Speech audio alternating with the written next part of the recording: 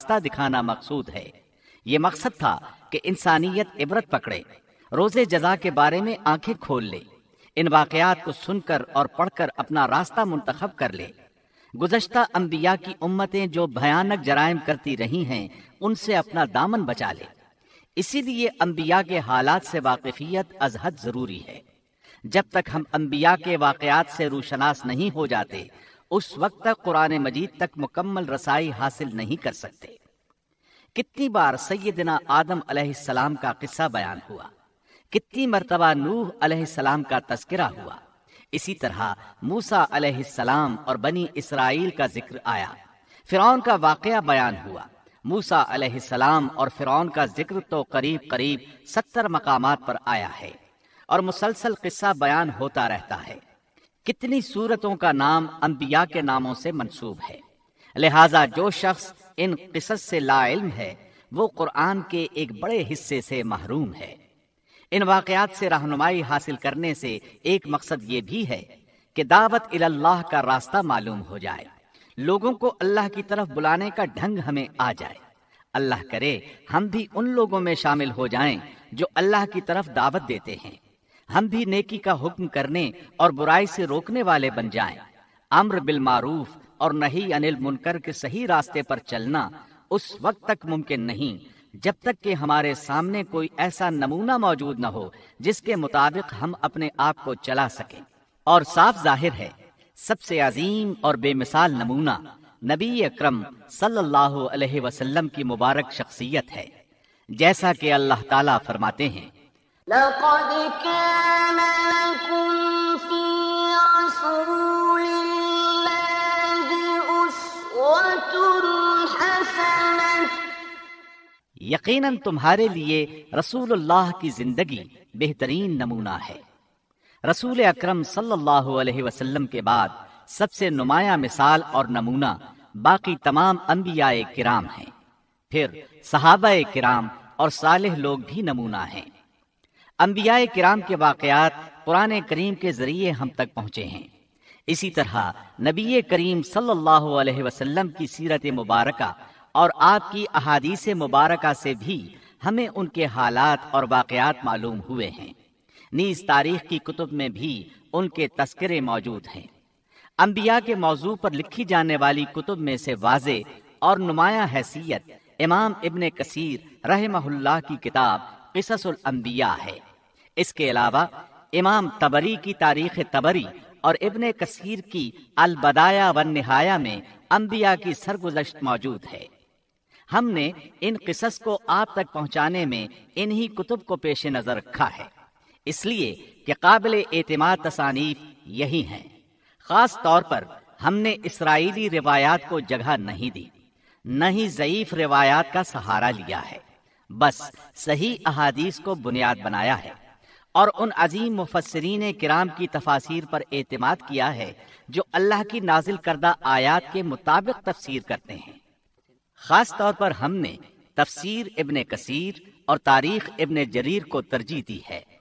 اس حصے میں آپ سنیں گے زمین و آسمان کی تخلیق سے پہلے کیا تھا، اللہ تعالیٰ کا عرش کہاں تھا، اللہ تعالیٰ نے زمین و آسمان اور پہاڑوں اور درختوں کو کتنے دنوں میں پیدا کیا، کون سی چیز کس دن پیدا کی گئی اور کون سی چیز سب سے پہلے پیدا کی گئی، فرشتے، جن اور انسان کس کس چیز سے پیدا ہوئے، انسانوں اور جنوں کی تخلیق کا مقصد، ابلیس کون تھا۔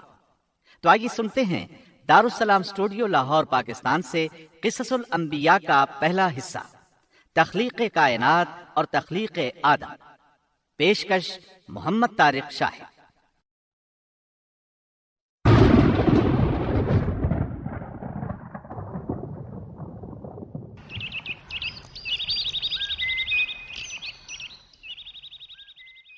اللہ تعالیٰ فرماتے ہیں اللہ خالق كل شيء وهو على كل شيء وكيل۔ اللہ ہر چیز کا پیدا کرنے والا ہے اور وہی ہر چیز پر قدرت رکھنے والا ہے۔ اللہ الذي خلق السماوات والأرض وما بينهما في 6 أيام ثم استوى على العرش۔ اللہ تعالیٰ وہ ہے جس نے آسمانوں، زمین اور ان کے درمیان کی سب چیزوں کو 6 دن میں پیدا کر دیا، پھر عرش پر جلوہ فرما ہوا۔ مزید اللہ تعالیٰ سورۃ الحدید آیت 4 میں فرماتے ہیں، هو الذي خلق السماوات والأرض في 6 أيام ثم استوى على العرش يعلم ما يلج في الأرض وما يخرج منها وما ينزل من السماء وما يعرج فيها وهو معكم أينما كنتم والله بما تعملون بصير۔ وہی ہے جس نے آسمانوں اور زمین کو 6 دن میں پیدا کیا، پھر عرش پر جلوہ فرما ہوا۔ وہ خوب جانتا ہے اس چیز کو جو زمین میں جائے اور جو اس سے نکلے، اور جو آسمان سے نیچے آئے، اور جو کچھ اس میں چڑھ کر جائے، اور جہاں کہیں تم ہو وہ تمہارے ساتھ ہے، اور اللہ تمہارے اعمال کو دیکھ رہا ہے۔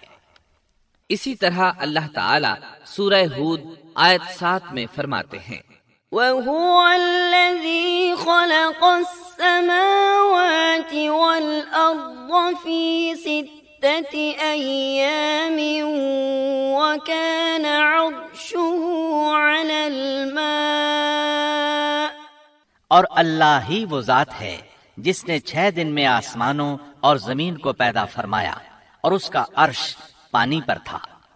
امام احمد بن حنبل رحمۃ اللہ علیہ نے ابو رزین عقیلی سے بیان کیا ہے، انہوں نے کہا، یا رسول اللہ، أين كان ربنا عز وجل قبل أن يخلق السماوات والأرض؟ فقال صلى الله عليه وسلم، كان في عماء ما فوقه هواء وما تحته هواء ثم خلق عرشه على الماء۔ اے اللہ کے رسول صلی اللہ علیہ وسلم، آسمانوں اور زمین کو پیدا کرنے سے پہلے ہمارا پروردگار کہاں تھا؟ آپ نے فرمایا عما میں تھا، یعنی اللہ کے سوا کچھ بھی نہ تھا، نہ اس کے اوپر ہوا تھی اور نہ اس کے نیچے ہوا تھی، مطلب یہ کہ کچھ نہ تھا، پھر اس نے پانی پر اپنا عرش پیدا کیا۔ گویا یہ تھی مخلوق کی ابتدا۔ امام احمد، امام ترمذی، امام ابو داود اور بہت سے دوسرے محدثین رحمہم اللہ نے سیدنا عبادہ بن صامت رضی اللہ عنہ کی روایت بیان کی ہے۔ وہ کہتے ہیں، سمعت رسول اللہ صلی اللہ علیہ وسلم يقول ان اول ما خلق اللہ تبارک وتعالی القلم ثم قال له اكتب فجرى في تلك الساعة بما هو كائن إلى يوم القيامة۔ میں نے رسول اکرم صلی اللہ علیہ وسلم کو فرماتے ہوئے سنا، آپ فرما رہے تھے، بلا شبہ اللہ نے سب سے پہلے قلم کو پیدا کیا، پھر اللہ نے اس کو حکم دیا لکھ، چنانچہ وہ اسی وقت چل پڑا اور قیامت کے دن تک ہونے والی ہر چیز لکھ دی۔ یہ اللہ تعالیٰ کا علم تھا جس کو قلم نے اس کے حکم کے مطابق لوح محفوظ پر لکھا۔ امام مسلم رحمۃ اللہ علیہ نے سیدنا عبداللہ بن عمرو بن عاص رضی اللہ عنہما کی روایت بیان کی ہے۔ اس میں سب سے پہلی چیز کے بارے میں وضاحت کی ہے اور جمہور فقہا کی رائے بھی یہی ہے۔ عبداللہ بن عمرو رضی اللہ عنہما بیان کرتے ہیں، سمعت رسول اللہ صلی اللہ علیہ وسلم يقول كتب الله مقادير الخلائق قبل أن يخلق السماوات والأرض ب50,000 سنة قال وعرشه على الماء۔ میں نے سنا آپ فرما رہے تھے، اللہ تعالیٰ نے آسمان و زمین کی پیدائش سے 50,000 سال پہلے تمام مخلوقات کی تقدیریں لکھ دیں، اور اس وقت اس کا عرش پانی پر تھا۔ اس حدیث مبارک سے واضح ہو گیا کہ سب سے پہلے پانی اور پھر پانی پر عرش پیدا کیا گیا، پھر قلم کی پیدائش ہوئی، اس نے تقدیر تحریر کی، پھر آسمان اور زمین کی تخلیق ہوئی۔ اور جس حدیث میں آیا ہے کہ ابتدا میں قلم کو پیدا کیا گیا، اس کا مطلب یہ ہے کہ اس جہان کی مخلوقات میں سب سے پہلے اس کا نمبر ہے، نہ کہ باقی تمام جہانوں کی مخلوقات میں پہلا نمبر ہے۔ اور اس کا تذکرہ بخاری شریف کی اس حدیث میں ہے۔ قال أهل اليمن لرسول الله صلى الله عليه وسلم جئناك لنتفقه في الدين وليسألك عن أول هذا الأمر ما كان قال كان الله ولم يكن شيء قبله وكان عرشه على الماء وكتب في الذكر كل شيء وخلق السماوات والأرض۔ یمن سے آئے ہوئے ایک وفد نے رسول اللہ صلی اللہ علیہ وسلم سے کہا، ہم آپ کے پاس دین کی سمجھ اور ابتدائے خلق کے بارے میں پوچھنے کے لیے آئے ہیں، یہ کہ سب سے پہلے کیا چیز تھی؟ آپ نے فرمایا اللہ تھا، اس سے پہلے کوئی چیز نہ تھی، اس کا عرش پانی پر تھا، پھر اس نے لوح محفوظ پر ہر چیز لکھ دی اور آسمان اور زمین کو پیدا کیا، یعنی ابتدا میں پانی پر عرش کی تخلیق ہوئی، پھر قلم کی پیدائش ہوئی، اس نے سب کچھ لکھ دیا۔ علماء کرام کا بیان ہے، قلم کے فوراً بعد لوح محفوظ کو پیدا کیا گیا، چنانچہ قلم نے لوح محفوظ میں ہر چیز لکھ دی۔ اس کے بعد کائنات کی باقی مخلوقات اور آسمان و زمین کی پیدائش معرض وجود میں آتی گئی۔ اشیاء کی پیدائش والی ترتیب میں علماء کرام کے کئی اقوال ہیں، اور ہم نے آپ کے سامنے جمہور علماء اور فقہا کی پسندیدہ اور راجح ترتیب پیش کی ہے۔ آسمان اور زمین کی مخلوقات کی ترتیب کیا ہے، اس بارے میں امام مسلم رحمۃ اللہ علیہ نے سیدنا ابو ہریرہ رضی اللہ عنہ کی روایت پیش کی ہے۔ وہ کہتے ہیں، أخذ رسول الله صلى الله عليه وسلم بيدي فقال خلق الله عز وجل التربة يوم السبت وخلق فيها الجبال يوم الأحد وخلق الشجر يوم الاثنين وخلق المكروه يوم الثلاثاء وخلق النور يوم الأربعاء وبث فيها الدواب يوم الخميس وخلق آدم عليه السلام بعد العصر من يوم الجمعة في آخر الخلق في آخر ساعة من ساعات الجمعة فيما بين العصر إلى الليل۔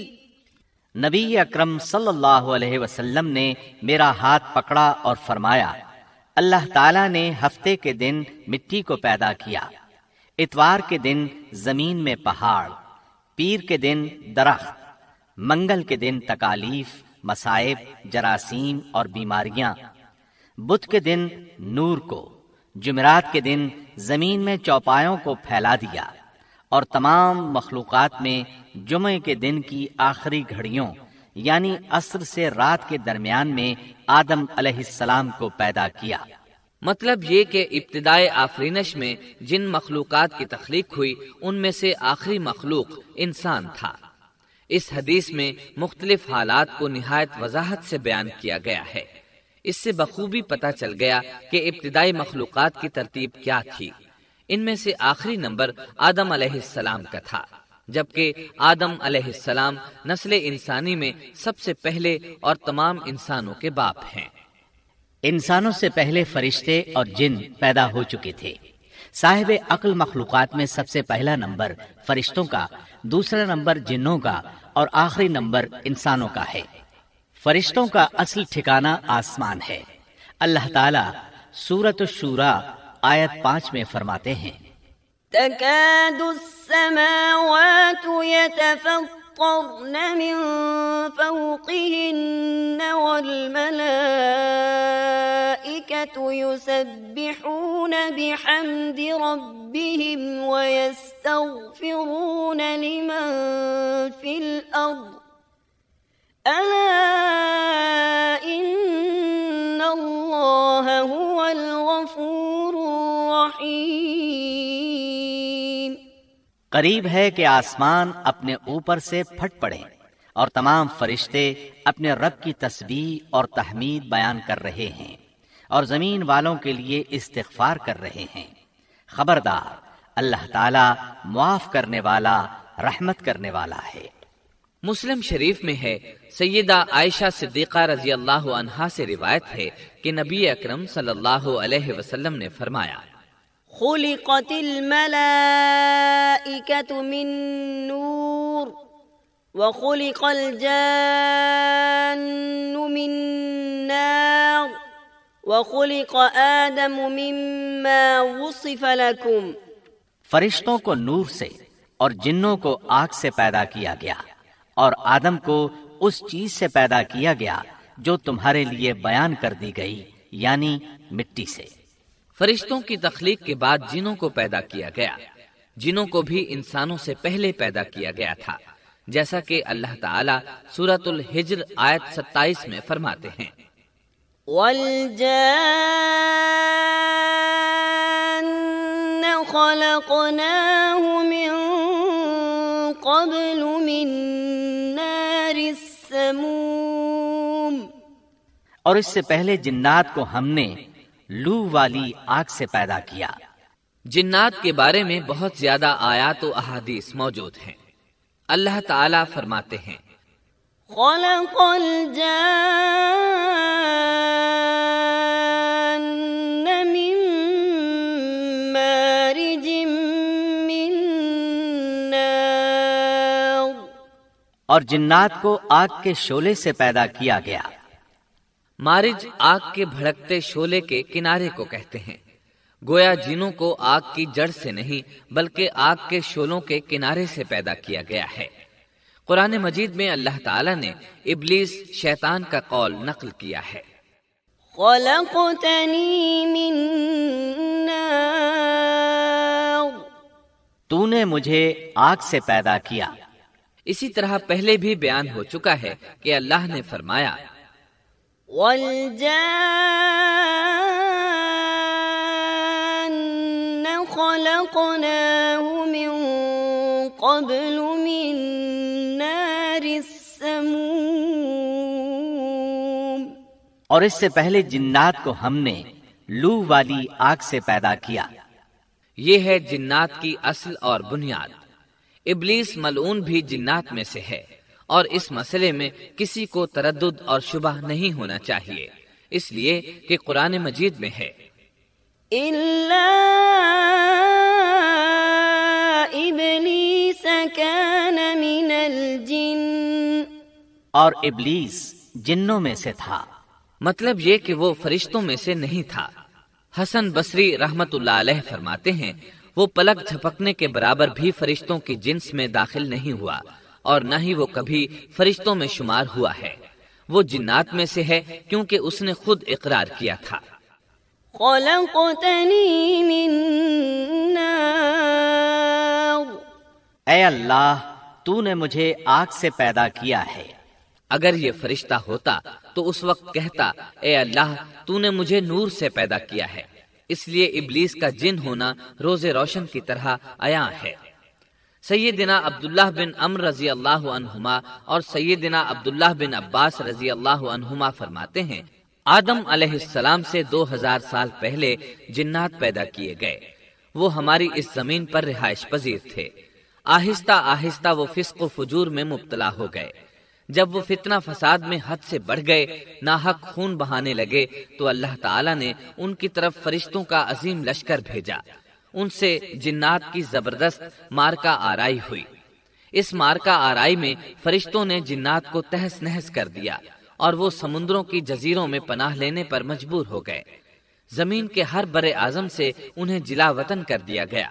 چنانچہ آج تک ان کا مسکن یہی جزیرے اور عظیم مراکز ہیں۔ یہ واقعہ آدم علیہ السلام کی تخلیق سے پہلے ہو چکا ہے۔ احادیث مبارکہ میں ہے کہ ابلیس ملعون کا ایک تخت ہے اور وہ تمام جنات کا سردار اور حکمران ہے۔ اس کا شاہی تخت پانی پر ہے، اگرچہ اس کی متعین جگہ ہمیں معلوم نہیں۔